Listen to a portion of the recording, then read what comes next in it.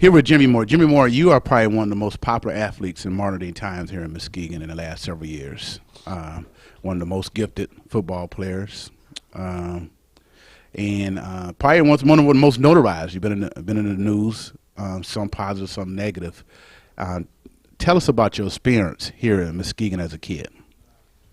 In Muskegon as a kid, I had a fairly good upbringing from my mom, you know what I'm saying? She was real supportive of me. My dad wasn't too much around. He lived in Dallas, Texas. I grew up in the Nelson neighborhood, you know what I'm saying, which is, you know what I'm saying, considered the Mason area.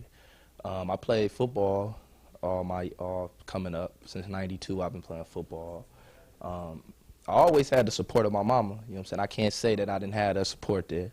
I got wrapped up in the streets. I caught a lot of little minor cases as a juvenile, stealing and breaking windows and, you know, little stuff like that.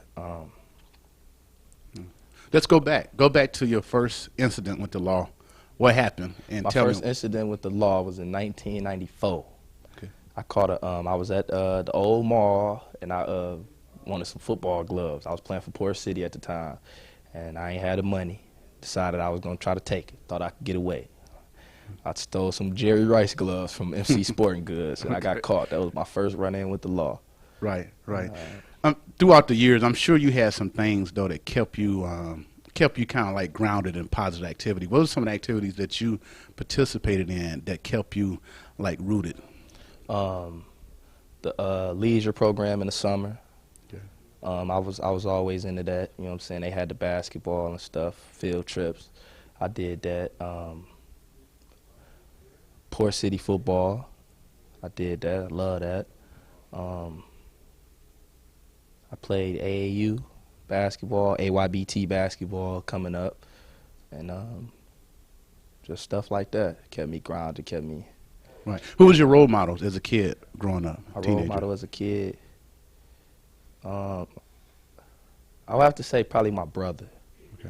My brother, because he was when I was coming up, like my brother lived in California, Inglewood, California, and he was playing football, doing real good out there. So I looked up to him a lot, but he wasn't there. But as far as in Muskegon, I looked up to Jonathan Walker. Okay.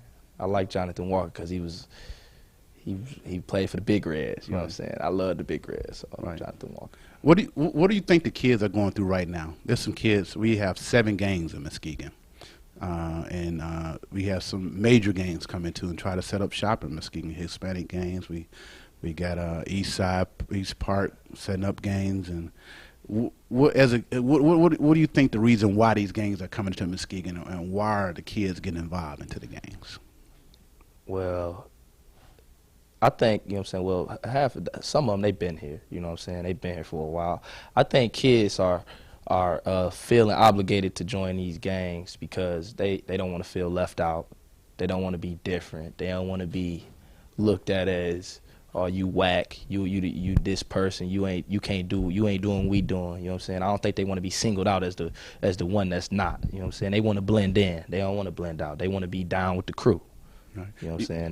They want to feel like they're part of a family, They want to feel like they're part of a family. I think for the kids that you got who parents are, you know what I'm saying, on drugs and not doing, you know what I'm saying, what they got to be doing, they turn to these guys and feel like they protected, you know what I'm saying, but they don't. That's what I think. Is that why you perhaps got involved with was it Mason Street? Yes. Right. I wouldn't say that. I would just say that it wasn't that I needed a comfort zone. It wasn't that. It was just like those are my homeboys. You know what I'm saying? I felt obligated though. I felt like you know what I'm saying, I want to be there. I want to be there when something go down. I want to be there to protect my homeboys. I want to, you know what I'm saying? Right. If you had a chance to do it all over again, what would Jimmy Moore do? If I could do it all over again, man, I wish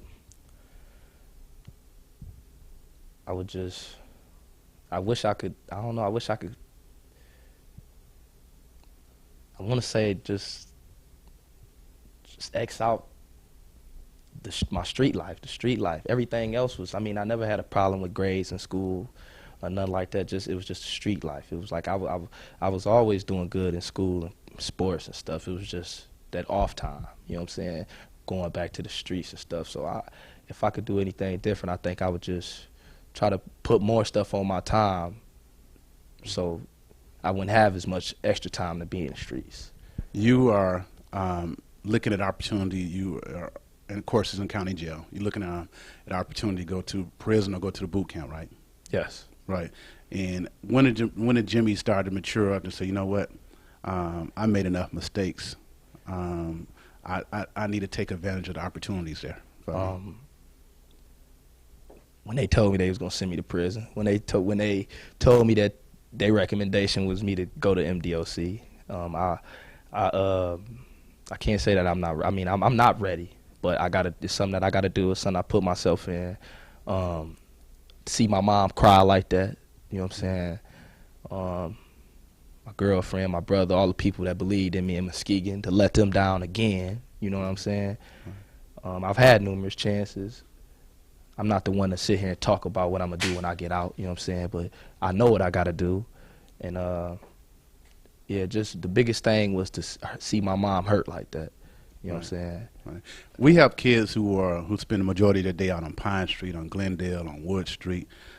They might not have the gift that you had in football, so they might not even be part of a football team, and they taking time to be out in the streets. They're getting involved in shootings and fightings and robberies and all illicit activities. What can you say to those kids who are out there that thinking that it's cool to be part of a gang, it's cool to be associated with a group of individuals who are causing havoc on their community? Well, I could tell them this. Growing up, as you know, we lost a lot of guys over on the Mason end, you know what I'm saying? A lot of guys to shootings, murders, and it wasn't a pretty sight, you know what I'm saying? It's not a pretty sight to be out there and hear this mom screaming at the top of her lungs. You can hear her from 3 blocks away, you know what I'm saying? I think that these kids out there doing that, they don't know what it's like to take off running and your homeboy fall and don't get back up, you know what I'm saying? And you got to go to his wake or his funeral. They don't know what it's like. What I got to say to the kids that's out there doing that, I mean, before it get too late, they need to stop, because from the looks of it right now, that's what it's gonna take. You know what I'm saying? Somebody to get really serious hurt, and they gonna open their eyes. You know what I'm saying? Take it from me. Look at me now. Right. I'm right here in these county blues, trying to relay a message to y'all. You know what I'm saying? Right. That's not what's up. It ain't what's up. Let's talk about the worst day of your life. You, Jimmy Morris, probably. I mean, you was voted Ski Town Hoodie Awards one of the best local athletes. You know what I mean? That means you had a community who really, really supported you, family, friends. You could have went to any college, perhaps, if you kept on a normal course that you wanted to go to. A lot of the peers looked up to you and everything. What was the worstest day of your life, in spite of all that academic and sports success you had? What was the worstest day of your life?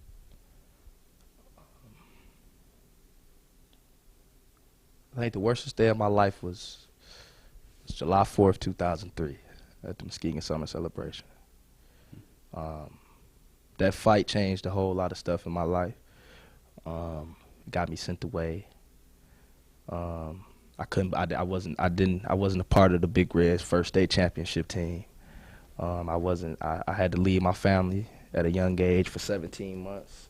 I think if I would have played for Muskegon, that year I'd have got a better scholarship to a better school. You know what I'm saying? I just think that day was the worst day of my life. I wish I could take that back. Wow.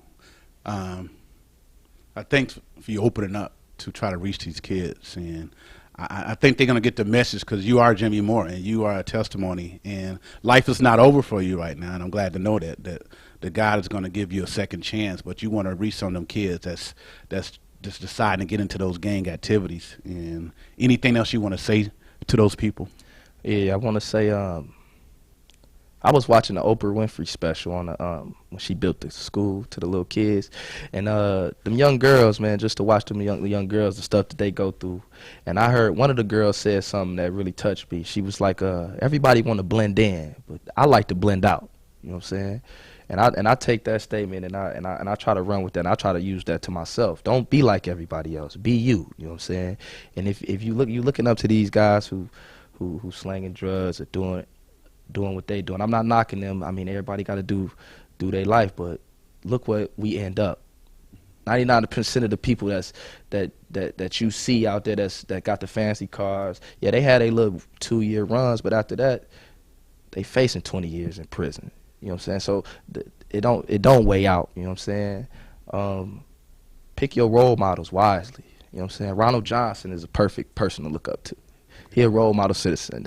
He inspired me. You know what I'm saying? Ronald Johnson inspired me. I love that kid. I love the way he live his life. I hope the best from me. But yeah, try to get involved. You know what I'm saying? And speak up. You got to tell people how you feel. You can't just keep everything. That's one thing I used to do when I was little. I used to keep everything bottled up inside of me. And when I exploded, and the consequences was real severe. So talk about it. You know what I'm saying? Right. That's all I got to say. Anything to the parents that probably don't know that their kids are involved in the gang, who are naive to the kids not probably getting attention that they need at home, or just don't believe that their kid can be involved in these activities? I mean, when you don't think it can happen to you, that's when it happens. When you don't think it's yours, that's when it is. So, I mean, talk to your kids. Keep them busy. Keep them in after-school activities. The why, everything, as busy as you can, because that little extra free time, that's all it takes. That's all it takes. Talk to them about it, though. Most of these kids that's in the gang, they ain't really got nobody they can relate to, and nobody that, you know what I'm saying, that believe in them. You got to believe in your kids and lift them up. You know what I'm saying? Don't beat them down when they make a mistake. Lift them up. Tell them it's gonna be all right. Tell them they're gonna have another chance. You know what I'm saying? I think give them constructive criticism, but also after you criticize them and you beat them down, build them back up. I'm saying that's all I got to say to the parents. Wow. Thanks, man. Good luck, good success, and I know you're going to continue once you get out to probably to work for the betterment of the community. And I know you're going to go to college. I know you're going to be a great, because you're learning, and I appreciate the fact that you are learning at an early age. Some people never learn. Some people continue on that path for the rest of their life. So much success to you, and I appreciate you taking out the time to talk to these young kids. Thank you.